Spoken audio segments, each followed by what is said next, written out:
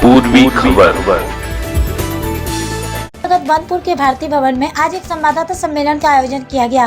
आपको बता दें कि आगामी 31 तारीख को भारती भवन का चुनाव प्रक्रिया शुरू की जाएगी। इसे लेकर एक पक्ष की ओर से संवाददाता सम्मेलन कर अपनी बात रखी गई। हालांकि दूसरे पक्ष की ओर से अभी तक कोई प्रतिक्रिया सामने नहीं आई है। आइए जानते हैं आगे की जानकारी। अब तक के लिए बस इतना ही, फिर मिलेंगे अगली खबर में। ऐसे और भी खबरों के लिए जुड़े रहे हमारे साथ, देखते रहे पूर्वी खबर। कैमरामैन सिकंदर के साथ लाल बाबू की रिपोर्ट। আসানসোলবাসী থেকে শুরু করে এবং এই সংস্থার যারা প্রতিটা সদস্য সম্মানীয় সদস্য তাদের কাছে আমাদের আবেদন থাকবে যে তারা এগিয়ে আসুন, আমাদের সঙ্গে দিন, আমাদের সঙ্গে জুড়ুন এবং এই যে অপসংস্কৃতির যে একটা এখানকার আখড়া তৈরি হয়েছে, এই আখড়াটাকে ভেঙে দেওয়ার জন্য, এই আখড়াটাকে এখান থেকে দূর করার জন্য আপনাদের একান্ত সহযোগিতা এবং আপনাদের আন্তরিক প্রচেষ্টাও আমাদের খুব জরুরি। এই যে নির্বাচন আসছে, এই নির্বাচনটা সেই একটা বড় সুযোগ, যে সুযোগে আমরা এই অপসংস্কৃতির যে আখড়া, এই সমস্ত অসাধু যে ব্যক্তিগুলো এই সংস্থায় ঘাপটি মেরে বসে আছে এবং তাদের নিজস্ব ব্যক্তিগত স্বার্থ চরিতার্থ করছে, এই সুযোগে তাদেরকে আমরা কিন্তু জবাব দিতে পারি এবং তাদেরকে এই সংস্থা থেকে পার করতে পারি, দূর করতে পারি। সেই অপসংস্কৃতিমূলক কাজকর্মের যে সমস্ত ঠিকাদাররা এখানে রয়েছে তাদেরকে আমরা এই আমাদের যে হেরিটেজ একটা সংস্থা, এখান থেকে আমরা তাদেরকে দূর করতে পারি। এই বিষয়ে আপনাদেরকে সকলকে সচেতন করা, সকলকে পরম্পরা এবং যে ভারতীয় ভবনের কাজকর্ম, সেই কাজকর্মের সঙ্গে আপনারা এলাকার সমস্ত মানুষ ভীষণভাবে দীর্ঘদিন ধরে সেই শতবর্ষ পেরিয়ে যাওয়া একটি সংস্থা, যে সংস্থা একটা কালচারাল হেরিটেজ বলতে পারি, সেই সংস্থার সেই পুরনো গৌরবময় ইতিহাস যদি আমরা দেখি, সেই ইতিহাস আজকে অনেকটাই মলিন। তার কারণ বর্তমান যারা শাসকে বা এখানে প্রশাসনে রয়েছে তাদের কিছুটা অপদার্থতা এবং কিছুটা নেগলিজেন্সি, সব মিলিয়ে আজকে কিন্তু ভারতী ভবনের সেই গৌরব উজ্জ্বল ইতিহাস অনেকটাই মলিন হয়ে গেছে। এবং সেটা আমরা যারা এই ভারতী ভবনের সঙ্গে যুক্ত আছি সদস্য হিসাবে, তারা কিছুটা হলেও ব্যথিত এবং চিন্তিত যে এই হেরিটেজ একটি কালচারাল ইনস্টিটিউট, এটাকে কীভাবে আমরা পুনরুদ্ধার করতে পারছি। সেই সমস্ত যারা অপসংস্কৃতিমূলক যে সমস্ত মানুষজন এটাকে দখলদারির মতো করে রেখে তাদের নিজস্ব প্রোপাগান্ডা দিনকে দিন ছড়িয়ে দিচ্ছেন এবং এখানে একটা অপসংস্কৃতির আখড়ায় পরিণত করছেন। পরম্পরা এবং যে ভারতীয় ভবনের কাজকর্ম, সেই কাজকর্মের সঙ্গে আপনারা এলাকার সমস্ত মানুষ ভীষণভাবে দীর্ঘদিন ধরে সেই শতবর্ষ পেরিয়ে যাওয়া একটি সংস্থা, যে সংস্থা একটা কালচারাল হেরিটেজ বলতে পারি, সেই সংস্থার সেই পুরনো গৌরবময় ইতিহাস যদি আমরা দেখি, সেই ইতিহাস আজকে অনেকটাই মলিন। তার কারণ বর্তমান যারা শাসকে বা এখানে প্রশাসনে রয়েছে তাদের কিছুটা অপদার্থতা এবং কিছুটা নেগলিজেন্সি, সব মিলিয়ে আজকে কিন্তু ভারতী ভবনের সেই গৌরব উজ্জ্বল ইতিহাস অনেকটাই মলিন হয়ে গেছে। এবং সেটা আমরা যারা এই ভারতী ভবনের সঙ্গে যুক্ত আছি সদস্য হিসাবে, তারা কিছুটা হলেও ব্যথিত এবং চিন্তিত যে এই হেরিটেজ একটি কালচারাল ইনস্টিটিউট, এটাকে কীভাবে আমরা পুনরুদ্ধার করতে পারছি। সেই সমস্ত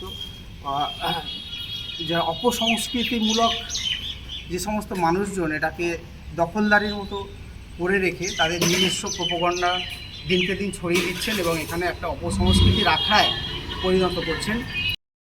প্রার্থীর যে তালিকা, তাতে সম্মানীয় গৌতম নন্দিদা, উনি একজন এক্স এয়ারফোর্সের কর্মরত ছিলেন, একজন আইএসপি আধিকারিক মিস্টার বিজন কুমার মাঝি, উনিও আমাদের এই প্রার্থী তালিকায় রয়েছে, প্রার্থী তালিকার প্যানেল। তো এটা অত্যন্ত গুরুত্বপূর্ণ বিষয়। আমরা অত্যন্ত সিনিয়র অনারেবল লাইব্রেরি সেক্রেটারি প্রার্থী আরেকজন আছেন, আমি বলে দিলাম, আমি জেনারেল সেক্রেটারি অলোক কুমার দাস। পুরো প্রার্থীটা আপনাদের সামনে বলে দিচ্ছি, শুনে নিন। আমি অলোক কুমার দাস জেনারেল সেক্রেটারি পোস্টের জন্য নির্বাচনে লড়ছি। অনারেবল ট্রেজারার সঞ্জয় রায়, আমাদের সঞ্জয় স্যার রয়েছেন। অনারেবল এন্টারটেনমেন্ট সেক্রেটারি গৌতম আমাদের Nandita. Honourable sports secretary Bijan Kumar মাঝি, যার কথা বললাম যিনি উপস্থিত হতে পারেননি, অনারেবল লাইব্রেরি সেক্রেটারি অভিজিৎ মাঝি। আমাদের অভিজিৎ মাঝি উনি অনারেবল লাইব্রেরি সেক্রেটারি, উনি আমার সহকর্মী এবং অত্যন্ত সংস্কৃত মনস্ক একজন মানুষ। সেই জন্যই আমরা দেখে দেখে এই ধরনের করেছি। এছাড়াও আমাদের যে রিপ্রেজেন্টেটিভ প্যানেল, সেখানে আমাদের রয়েছে রুদ্রপ্রসাদ চক্রবর্তী, উনি আমার সহকর্মী, আমার ছোটো ভাইয়ের মতন, অত্যন্ত উদ্যোগী একজন ছেলে, সেই হিসাবেই আমরা ওনাকে। এছাড়া আমাদের উত্তম মজুমদার, এই পুরো বিষয়টা ও নিজের হাতে একটা তত্ত্বাবধানে তৈরি করেছে, ওর উদ্যোগটা উল্লেখযোগ্য।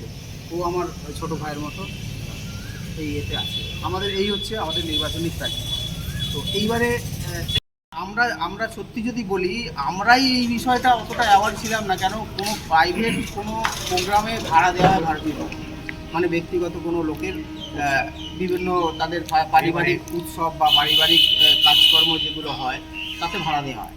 সেখানে আমরা সাধারণত সদস্যরা ইন্টারফেয়ার করি না বা আসি না সেই সময়টা, কারণ সেখানে অন্যান্য মানুষজন, তাদের আত্মীয় স্বজনরা আছেন, এখানে ভিড় জমান। সেখানে আমরা যদি এসে এখানেও ভিড় জমাই, সেটা একটা অন্যরকম পরিস্থিতি তৈরি হয়। তাই আমরা সচরাচর সেই ধরনের অনুষ্ঠান চললে ভারতীয় ভবন প্রাঙ্গণে আমরা করে আসি।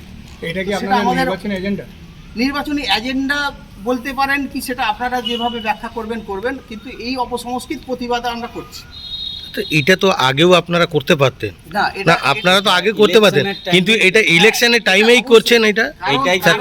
এইটাই মেইন মুদ্দা আপনাদের কি, ওরা এটাই অবশ্যই একটা ইস্যু আমরা বলতে পারি, সেটাও অবশ্যই বলতে পারেন। কিন্তু আমাদের কাছে এই ভিডিওটা আসে কখন জানেন? যখন আমরা এখানে নমিনেশন ফিল আপ করি। ব্যক্তিগতভাবে আমি বলতে পারি, আমি নিজেও এটা জানতাম না যে এই ধরনের ঘটনা এখানে ঘটছে। আমরা যখন নমিনেশন ফিল আপ করছি, এই কথাটা সবাই আমাদের মেম্বারশিপ বা আমাদের এমপ্লয়ি লেভেলে একটা খবর হয়েছে যে ভারত ভবন ইলেকশনের প্রসেস চলছে, তখন আমরা যাদের কাছে এই ভিডিওটা ছিল, সেই ভিডিওটা আমাদের কাছে এসে পৌঁছে। এখনকার সেক্রেটারি কে আছে? মিস্টার সোনেল মজুমদার যিনি আছেন, ওনার আন্ডারেই এটা হয়েছে। ওনার আন্ডারে হয়েছে এবং ওনার সময়কালই হয়েছে, সেটা অবশ্যই জানেন। 2024 মানে তো ওনার টার্মের মধ্যেই আসে। তাই এই ব্যাপারে উনি হয়তো বলবেন যে আমার জ্ঞাত সারে হয়নি, আমি এটা দায়িত্বে ছিলাম না, কিন্তু নৈতিক দায়িত্ব তো সেই বোর্ডেরই পড়ে আমার মনে হয়। তো তারা কি এই ব্যাপারটাকে এড়িয়ে যেতে পারতেন না? তাহলে তাদেরকে এড়িয়ে কি এই ব্যাপারটা করা হয়েছিল? তাহলে সেই সাহসটা কার হয় যে আপনার প্রশাসক কমিটির মাথায় বসে যে লোকটা অনৈতিকভাবে একটা পদ সৃষ্টি করে এখানে বসে আছে, তার মানে কি নির্বাচিত যে কমিটি তার থেকে তাদের ক্ষমতা অনেক বেশি? কোথা থেকে সেই ক্ষমতাটা আসে? সেই লোকটার নামটা আমরা জানতে চাই, যে যার কাছ থেকে ক্ষমতাটা আসে। কয়েকটা বিষয় জানার আছে। এটা আইটিসি যিনি জেনারেল সেক্রেটারি আছেন, আর ওনার যিনি ভাইস প্রেসিডেন্ট আছেন অজয় দুবে, ওনার ছেলের বিয়েতে হয়েছেন। এবং এটা সমস্ত তত্ত্বাবধানে ছিলেন অশোক শ্রীবাস্তব, যিনি এখানে একটা নমিনেটেড পদে বসে আছেন। সে এই সমস্ত জিনিসটাকে করিয়েছে। এইটা ভারতীয় ভবনটাকে কালিমালিপ্ত করার জন্য উনি ইচ্ছাকৃতভাবে এই জিনিসটা করিয়েছেন।